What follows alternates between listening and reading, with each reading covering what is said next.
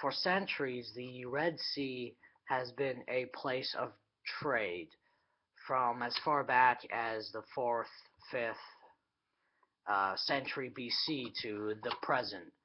It has always been a source of wealth and money and livelihood for many countries on the that border the Red Sea. So, as wealthy as the trading can be, it in history it's been quite chaotic, really. It's messed up the whole economy of several countries, uh, like Djibouti. Djibouti can't sustain itself on its own food needs. It only produces about 5% of the food needs it has, because only about 10% is used as a pasture from the 8,960 square miles that Djibouti is. Only 10% is used as agriculture, and the other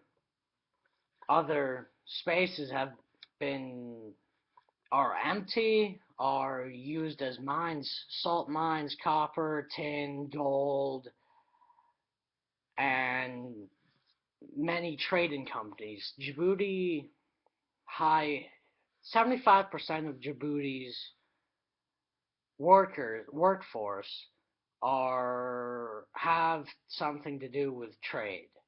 If they and the other jobs are like the street corner jobs, working in the mines, and this kind of instability where they have to rely on trading so much stems from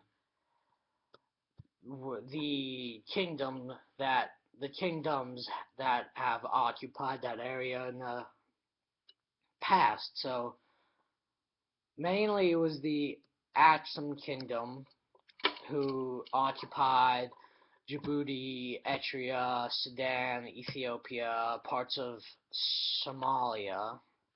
They it was a kingdom, but they had trade routes that went up to Europe, to England. They had trade routes going over to India and China, and that is because they could do that. They had supplies that people wanted.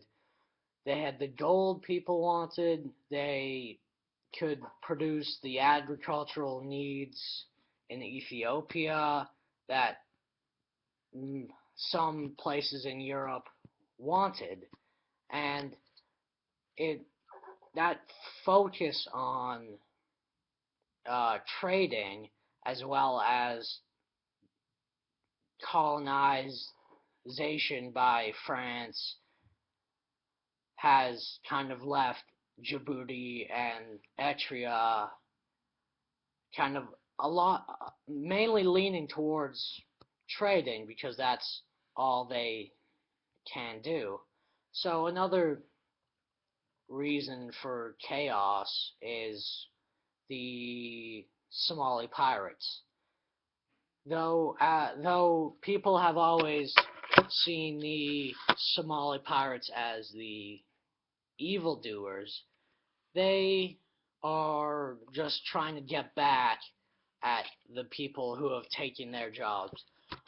Most of the Somali pirates have been fishermen, were fishermen, and they could not compete with the commercial fishermen of Europe and China and other countries who had come into the Gulf of Aden and trolled and fished that area to the point of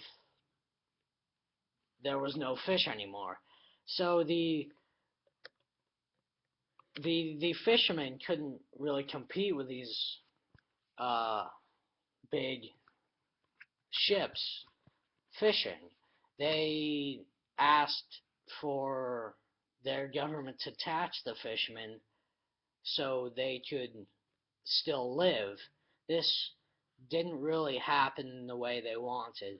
So they resorted to pirating ships, these fish ships, the oil ships that traveled by, and any other trading ship that went by. And this can really only happen in the Red Sea and in that area because it's such a heavily traveled area. So what the money that the pirates collect can't compare to what they would be reeling in through the fish. It is $100 million compared to 300 million about. So that's not really high end. The pirates don't exactly want to do that, but they have to because they can't really do anything. They want to retaliate to the commercial trade fish in the industries that have occurred.